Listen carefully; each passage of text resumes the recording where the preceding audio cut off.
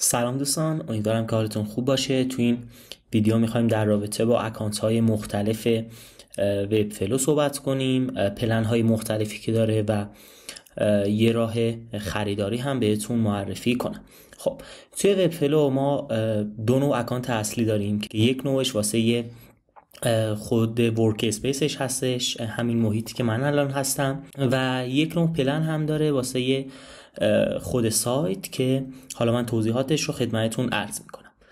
واسه خریداری پلن واسه یه ورک اسپیس از قسمت پلنز میتونیم پلن رو خریداری بکنیم. حالا خود ورک اسپیس پلن به دو بخش تقسیم میشه. این هاوس تیم واسه یه کسیه که یه شرکت داره و اون شرکت مثلا 5 تا شرکت زیر مجموعه داره که میخواد واسه هر کدوم از اون سایت ها، واسه هر کدوم از اون شرکت ها یه سایتی رو طراحی بکنه. یعنی میخواد 5 تا سایت توی ورک اسپیسش داشته باشه که حالا طبق حالا نیازهایی که داره و حالا این چیزهایی که اینجا ذکر شده میتونه که یه پلن رو خریداری بکنه.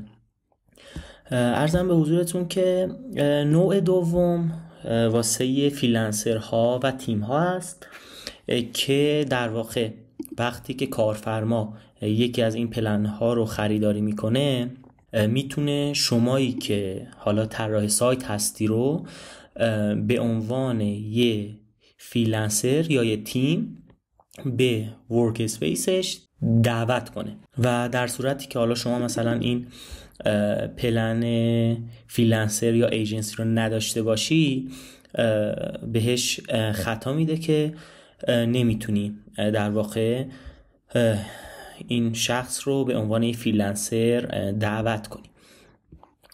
بعد نکته بعدی هم که داره اینجا، حالا به صورت ماهانه اگر بخواید خریداری بکنید و اگر این تیک رو به اصطلاح فعالش بکنید، 1 سال کامل رو خریداری میکنید با مبلغ ماهیانه مثلا اینقدر و گفته که مثلا 33% داری شما اینجا سود میکنی در واقع.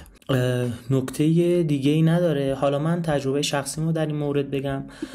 من اکثرا به مشتریم میگم که یه دونه ورک اسپیس یا هر چیزی که میخواد رو خریداری بکنه، بعد من رو به عنوان ادمین به ورک اسپیسش دعوت بکنه در واقع و یه هزینه $10 هم اگر درست گفته باشم، یه هزینه $10 هم باید بده که من رو به عنوان یه ادمین به ورک اسپیسش دعوت بکنه و به عنوان فریلنسر یا تیم من رو دعوت نمیکنه در واقع. خب این از این مورد. بریم برای پلن های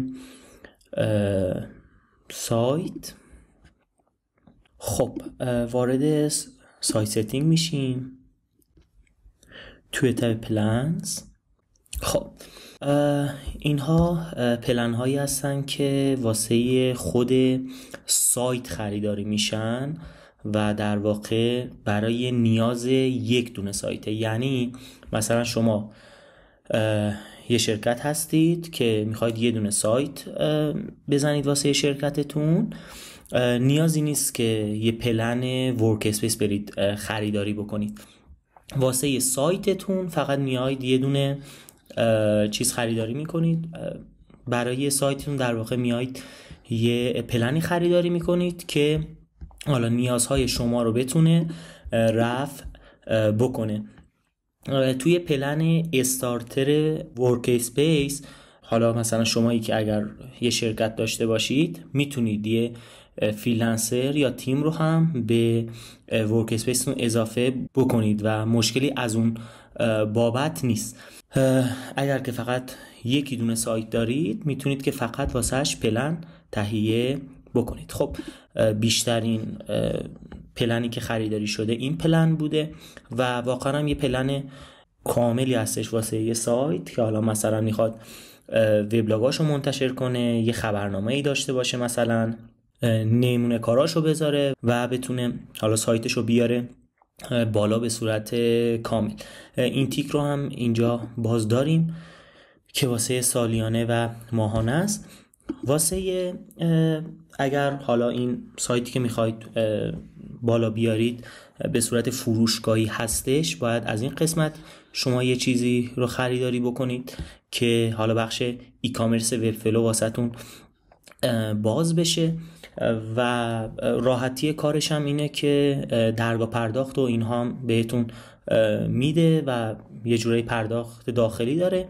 و حالا مثلا اگر این استاندارد رو خریداری بکنید 2% به عنوان فی از هر پرداختی بر میداره. فکر کنم از هر پرداختی باید باشه دیگه. اگر بازش بکنه اینجا رو، اینجا چیزی نگفته، فقط گفته که استرایپ داریم و پیپل. اوکی. و حالا طبق حالا اون تعداد آیتمایی که واسه فروشگاهتون دارید میتونید که اینجا رو انتخاب بکنید و پایینم که حالا کامل توضیح داده به چه صورت هستش. ادانهای اضافه هم که یه قابلیت جدیدی بود که توی کنفرانس 2024 معرفی کرد. یه بخش آنالیز میتونید حالا بگیرید، یه بخش اپتیمایز دارید که مثل همون اپتیمایز خود گوگل میتونید ای بی تست انجام بدید.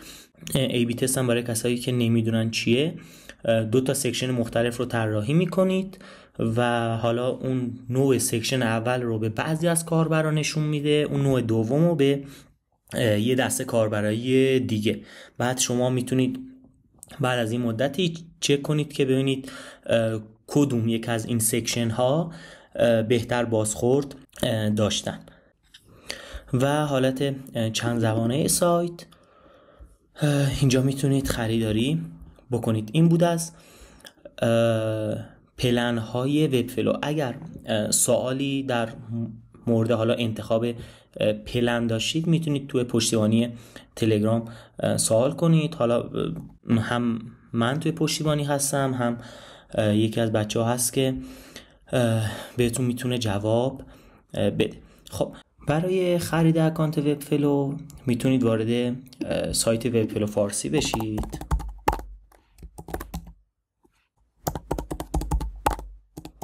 وب فلو فاداتایار، اگر فارسی هم سرچ بکنید واسهتون میاره. از توی هدر روی خرید اکانت وب فلو که کلیک بکنید وارد صفحهش میشید. درخواستتون رو که ثبت بکنید بچه پشتیبانی بهتون پیام میدن که باهاتون هماهنگ شن واسه خرید اکانت.